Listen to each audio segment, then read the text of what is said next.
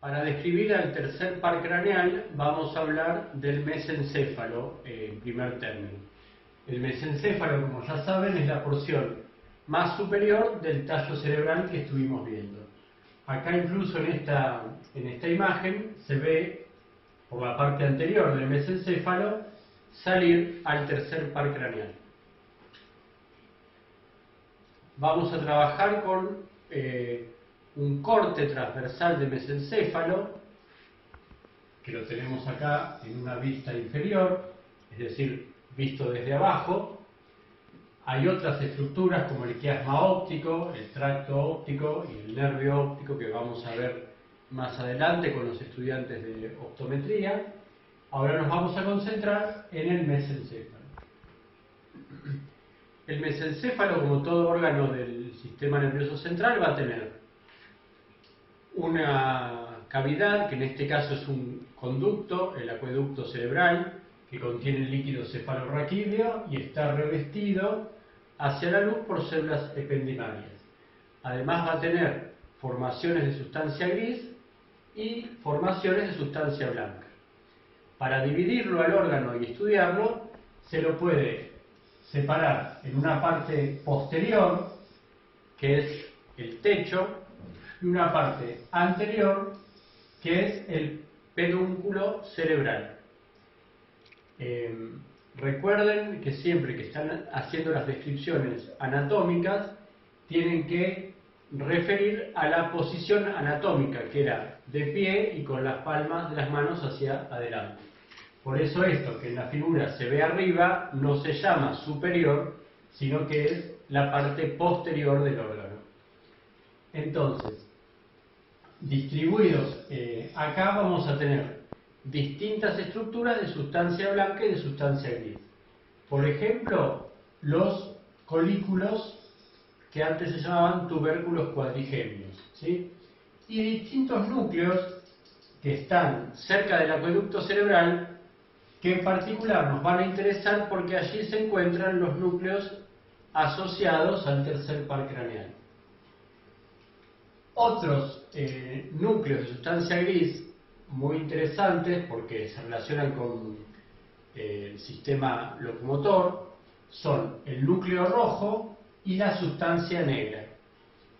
El núcleo rojo se llama así porque, a pesar de estar formado por sustancia gris, en fresco tiene una coloración rojiza, en parte dada por la vascularización. Recuerden que el tejido nervioso es un tejido vascularizado, y además por ciertos pigmentos que contienen hierro que se acumulan en las neuronas que forman este núcleo. Esto sería entonces el núcleo rojo. La sustancia negra también es muy importante y divide los pedúnculos cerebrales en una parte anterior, que se llama pie, y el tegmento, que está más atrás. El pedúnculo cerebral nos interesa en parte porque contiene miles de axones en dirección vertical, ¿sí? Ahora, la dirección es vertical, pero el sentido de la información en muchos casos es ascendente porque son vías sensitivas, y en otros casos es descendente porque son vías motoras.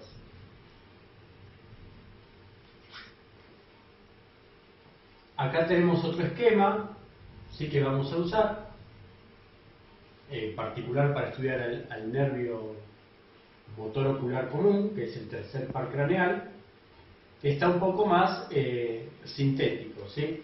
Esta es la sustancia negra, este es el núcleo rojo, este es el acueducto cerebral, este es el techo, ¿sí?, que tiene los colículos. Fíjense que cerca del acueducto cerebral hay distintos núcleos. Bueno, de esos núcleos hay dos que nos van a interesar.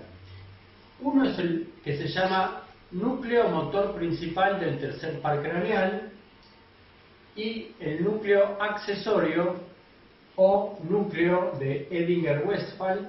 Ese es el nombre antiguo. En todo lo que es anatomía y en particular en neuroanatomía hay muchas estructuras que se llaman según nombres de investigadores que descubrieron estas estructuras. Eso trata ahora de no usarse. tratamos de usar nombres que den alguna información sobre la estructura y no nombres que contengan un apellido o algo así.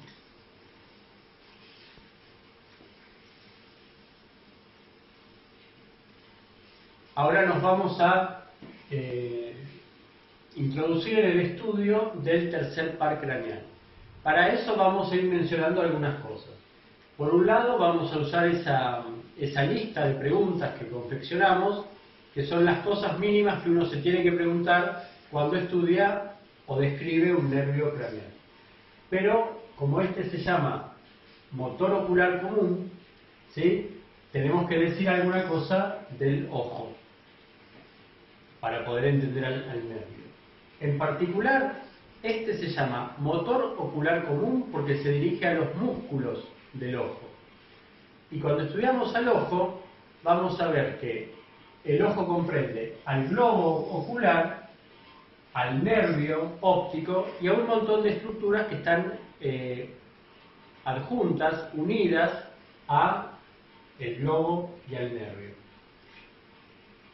Entre ellas tenemos muchos músculos, ¿sí? Hay músculos que se llaman extrínsecos porque están por fuera del globo ocular y esos músculos están formados por tejido muscular esquelético. Son todos estos que están pintados de rosa, ¿sí? Hay muchos músculos extrínsecos que se encuentran en la órbita ocular, por fuera del globo, pero se insertan por uno de sus extremos en la esclera o esclerótica, que es lo blanco del ojo. El globo ocular tiene una especie de cápsula que es de tejido conectivo denso, y en la mayor parte del globo el tejido conectivo denso es no modelado, por lo cual se ve blanquecino, ¿sí? Ahí se van a insertar un montón de músculos esqueléticos que permiten modificar la orientación del globo ocular sin mover la cabeza. La mayor parte de esos músculos extrínsecos, no todos, están inervados por el tercer par craneal. Además, adentro del globo hay músculos involuntarios, músculos lisos, ¿sí?, que van a cambiar el tamaño de la pupila o permitir la acomodación. En particular vamos a ver al esfínter de la pupila, ¿sí?, y al músculo ciliar, que son músculos lisos inervados por el motor ocular común. Acá tenemos que retomar el asunto este de que los axones que llegan a los músculos, ¿sí?, pueden ser axones del sistema nervioso somático o del sistema nervioso autónomo. En el caso del sistema nervioso autónomo, los músculos de los que hablamos son los que están dentro del globo ocular y van a estar inervados por una vía eferente que tiene, como sabemos, dos neuronas entre el sistema nervioso central y la célula muscular. Entonces, la primera de esas neuronas transcurre por el tercer par craneal. La segunda neurona va a extenderse desde un ganglio que está en la órbita hasta la célula muscular. Mientras que en el sistema nervioso somático se va a estar inervando el músculo esquelético con una sola neurona entre el sistema nervioso central y la célula muscular. Acá tenemos en otro esquema, como si fuera una vista superior del cráneo, fíjense que está el mesencéfalo y los globos oculares. Estos axones que están dibujados de rosa están representando a los axones somáticos del tercer par craneal que se extienden desde el mesencéfalo y sin interrumpirse llegan a hacer sinapsis con las células musculares esqueléticas de los músculos extrínsecos. En cambio, en celeste y en verde están dibujados los axones parasimpáticos que se extienden desde el mesencéfalo hasta el interior del globo ocular para inervar al músculo liso. Este sería el primer axón, en azul, y en verde los segundos axones de la vía eferente parasimpática. Eso lo vamos a ir desarrollando paso a paso con la lista de preguntas que habíamos generado. La primera pregunta que podemos mencionar hace referencia a el origen real del nervio y a los núcleos asociados en el sistema nervioso central. Entonces, ahí es donde vamos a decir que el tercer par craneal tiene asociados dos núcleos y que esos núcleos son de origen, porque el nervio es exclusivamente eferente, y en este caso motor, porque termina en músculos. Esos núcleos que ya mencionamos son el núcleo motor principal y el núcleo accesorio. ¿En qué se distinguen? Por un lado, en ubicación, pero por otro, principalmente en la función. Si tendrán neuronas somáticas o autónomas. Los axones de esas neuronas se dirigen hacia adelante y salen del mesencéfalo, ¿sí?, a través de un accidente que está en la fosa interpeduncular. ¿De dónde viene ese nombre de fosa interpeduncular? De que es una fosa que está entre los dos pedúnculos cerebrales. Entonces, este accidente en la fosa peduncular, interpeduncular, donde se ve salir el nervio, es el origen aparente. Entonces, el origen real, los núcleos asociados y el origen aparente se encuentran todos en el mesencéfalo. Por eso no se puede estudiar al tercer par craneal sin saber algunas mínimas cosas del mesencéfalo.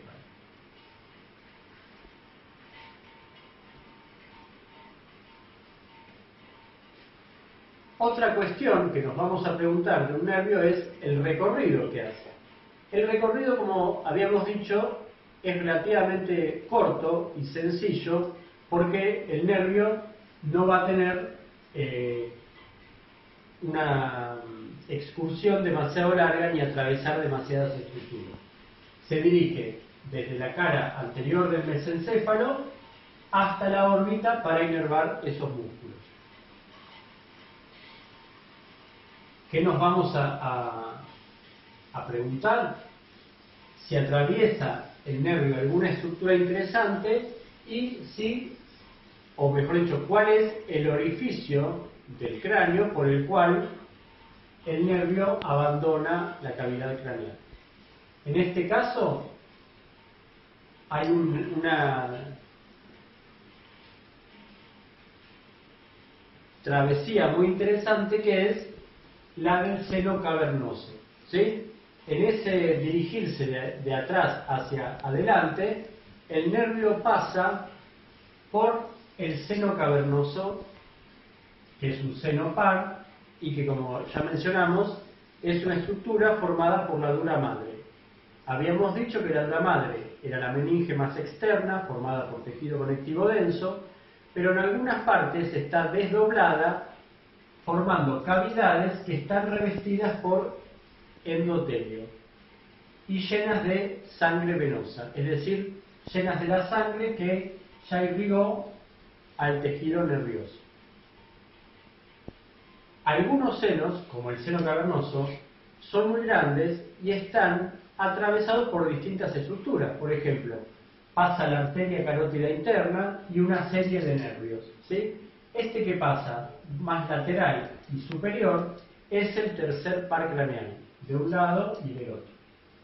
Vamos a dar algunas pautas sobre lo que se ve en esta figura porque para nosotros todavía es nueva. Entonces, este es el hueso esfenoides.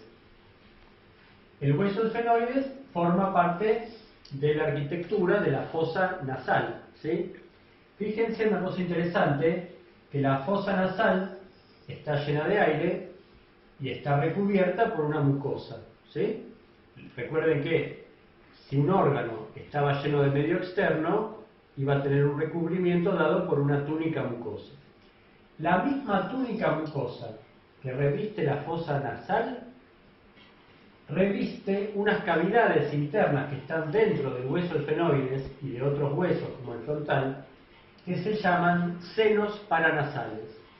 Por eso acá vemos pintado de este rojo lo mismo que acá dentro, ¿sí? Los huesos de la cabeza en algunas partes contienen estas cavidades llenas de aire que se llaman senos paranasales, que son famosos porque a veces se llenan de infección, se inflaman y se habla de sinusitis. Entonces, este es el hueso esfenoides.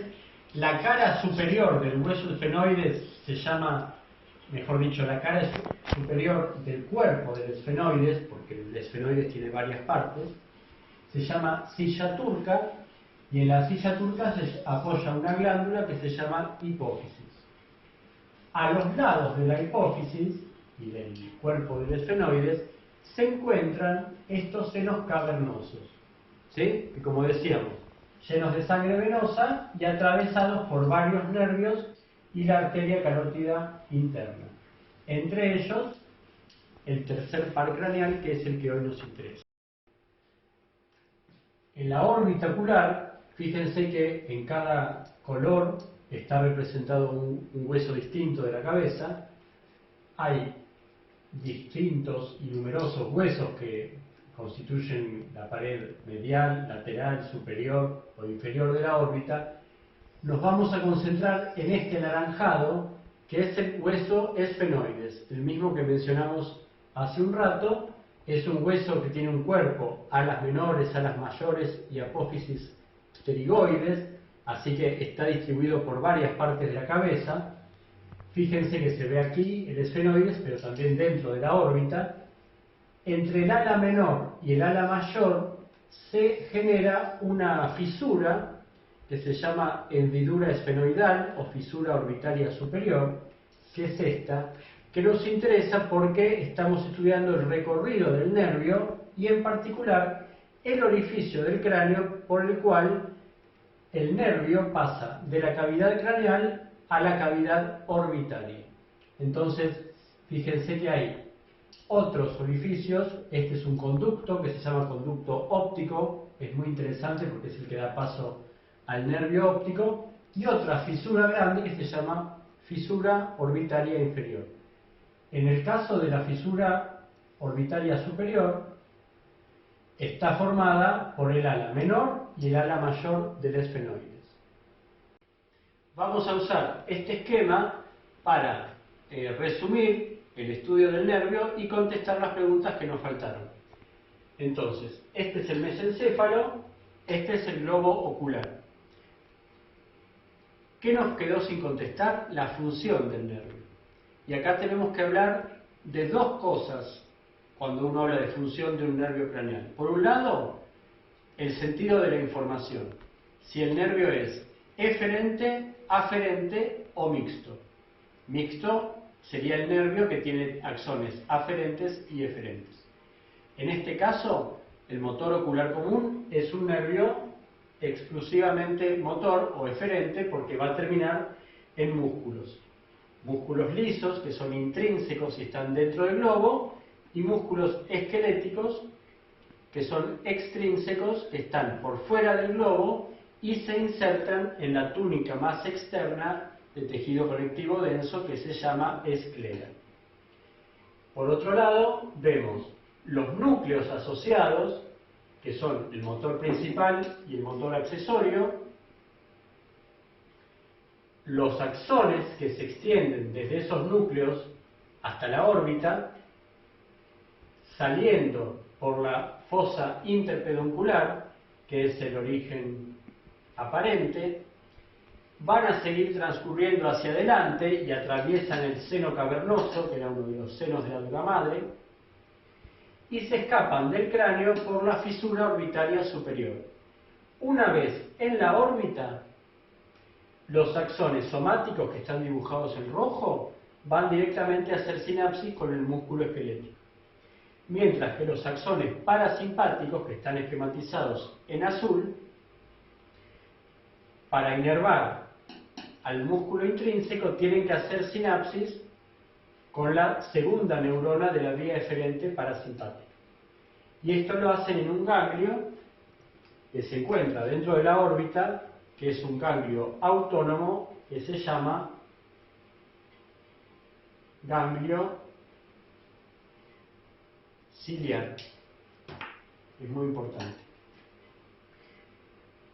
En el ganglio ciliar se encuentra el soma de la segunda neurona de la vía eferente parasimpática y el axón se extiende desde el ganglio hasta el globo ocular a través de unos nervios que se llaman ciliares cortos.